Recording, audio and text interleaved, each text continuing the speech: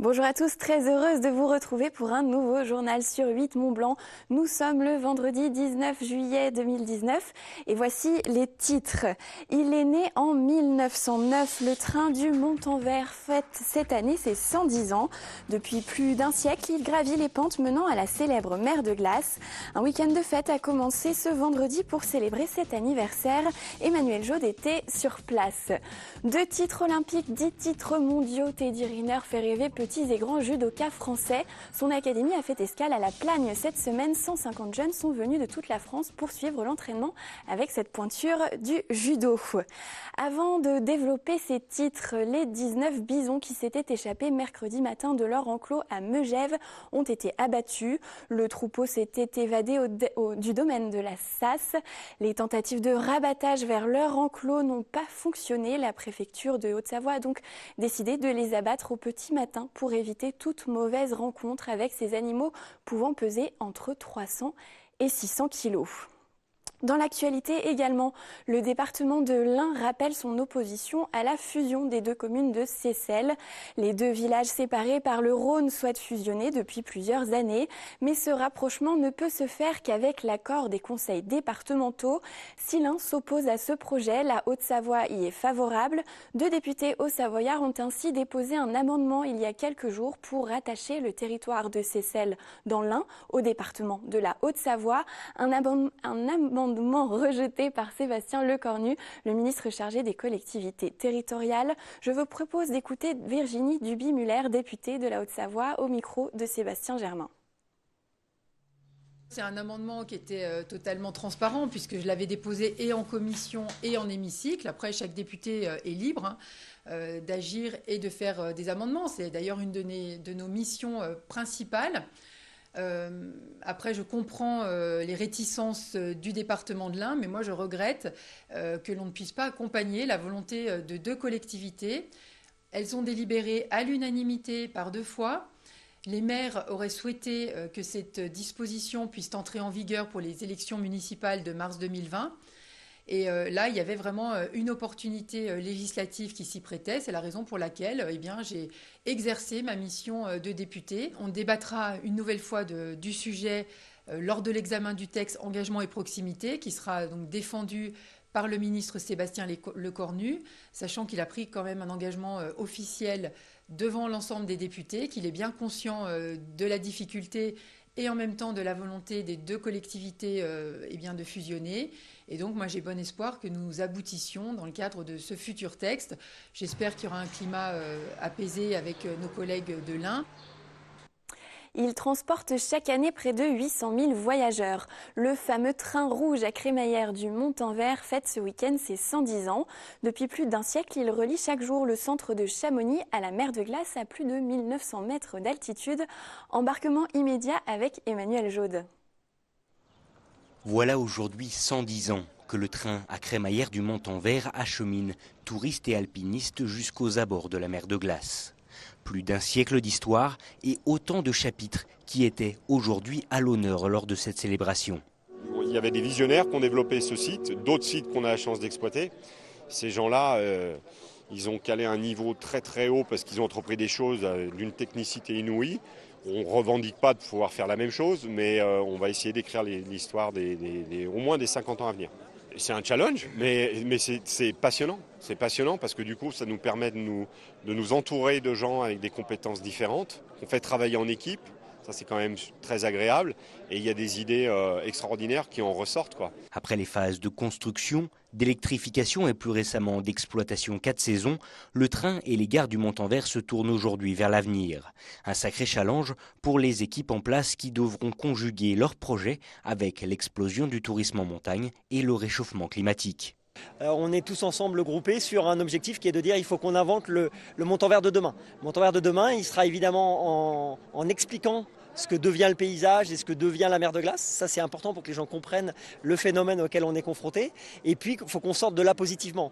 Et ce qui est très positif, c'est que le site reste et demeure un site majeur en termes de paysage. On a parmi les plus hautes montagnes des Alpes, les plus spectaculaires également avec les Grandes Jorasses, avec les Drus, qui elles aussi ont un morceau d'histoire en elles. Et donc ça, c'est déjà un créneau extraordinaire pour que les gens viennent découvrir le site. Toujours aujourd'hui propriété de la commune de Chamonix, le site sommital à 1913 mètres d'altitude se doit donc de vivre avec son temps et avec ses contraintes. Pourtant, une chose est sûre, même si la glace fond inexorablement, le lieu reste l'un des joyaux du patrimoine naturel du massif alpin. On est très fiers de ce site, ça fait partie des pépites que nous avons et des endroits que nous souhaitons valoriser au mieux.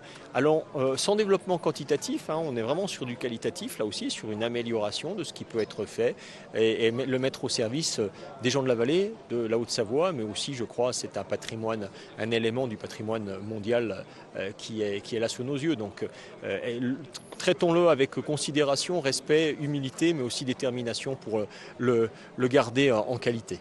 Avec plus de 770 000 passages en gare par an, le site du Montanvert reste donc promis à un bel avenir. Une certitude partagée par les élus et les exploitants qui espèrent bien pérenniser le tourisme d'altitude pour encore un autre siècle au moins.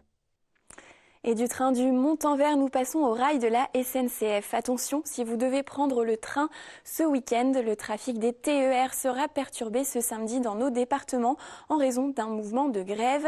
Les lignes Genève-Annecy, Grenoble-Valence et Grenoble-Chambéry sont notamment concernées. Plus d'informations sur le site ter.sncf.com. On ne compte plus ses titres. Le champion de judo Teddy Riner est à la Plagne jusqu'à dimanche. Il a installé son académie pendant une semaine dans la station. Au programme, travail technique, mais aussi ludique pour les jeunes venus en nombre et de toute la France. Pour écouter les conseils du maître de la discipline, notre judoka Alex Boucher a assisté à l'entraînement reportage. Défi du jour, soulever Teddy Riner.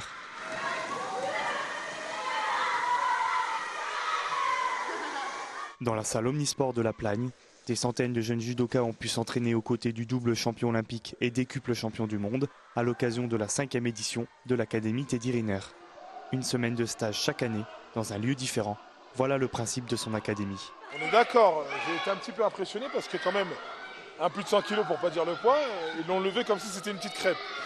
L'idée c'était en fait, que je recevais pas mal de demandes. Et que je ne peux pas toutes les honorer parce qu'il y a plus de 6000 clubs en France et puis je ne parle pas des clubs à l'étranger. Donc du coup j'ai dit on va monter une académie où on va recevoir ces jeunes, on va passer un moment sympa avec eux où le maître mot c'est s'amuser, que je puisse répondre à leurs questions, qu'ils puissent un peu plus me connaître et surtout que je leur montre un petit peu mes spéciaux pour que eux s'ils veulent faire une carrière ou bien juste être meilleurs, qu'ils puissent avoir toutes les armes pour pouvoir le faire. Avoir des conseils du sportif de haut niveau et de ses 2,03 m est une chance. Teddy Riner veut transmettre les valeurs qui ont fait de lui l'homme qu'il est. Message entendu par les enfants. C'est un sport de combat et moi j'aime bien les combats et j'aime bien aussi quand on se rapproche, quand on essaye de faire des techniques. Et ça c'est bien vu que ça peut apprendre aux autres, s'ils n'ont pas confiance en soi, de leur donner confiance du coup. Puis c'est impressionnant de le voir aussi. Ah oui, il est immense et il est hyper fort au judo. Professeur d'exception pour les jeunes, les adultes aussi ont eu le droit d'approcher la star française. Séance d'autographes, séance photo, tous sont évidemment admiratifs. C'est le judoka le plus titré au monde. C'est un exemple pour tout judoka, c'est un symbole, c'est ce qui nous pousse à faire du judo, quoi. C'est un graal du judoka, quoi, pour nous. Donc pour eux, ils ont les yeux qui pétillent avec des étoiles, donc c'est magnifique. Magnifique. Pour arriver à un tel niveau, Teddy s'entraîne 6 heures par jour à l'INSEP, même s'il a dû ralentir à 2 heures pendant son séjour en Savoie. Le prochain stage se fera lors des vacances de la Toussaint. Le lieu n'a quant à lui pas encore été indiqué.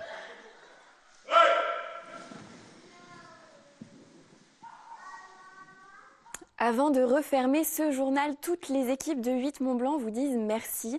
Un grand merci à vous pour votre fidélité. Grâce à vous, notre chaîne enregistre une très forte progression de son audience. Selon la dernière étude Médiamétrie, vous avez été plus de 26 000 à nous regarder chaque jour entre septembre 2018 et juin 2019, soit près de plus de 10 000 nouveaux spectateurs par jour. À nouveau, un grand merci à vous. Et nous nous quittons en images dans les portes du soleil. Le street artiste Sepp a réalisé une fresque éphémère de plusieurs milliers de mètres carrés. Baptisée Les Contrebandiers de l'Amitié, elle symbolise l'amitié franco-suisse entre les domaines skiables des deux pays. Son œuvre éco-responsable sera visible jusqu'à début septembre. C'est la fin de cette édition. Lundi, vous retrouverez Emmanuel Jaude pour votre journal. Je vous souhaite un très bon week-end et de bonnes vacances. À bientôt.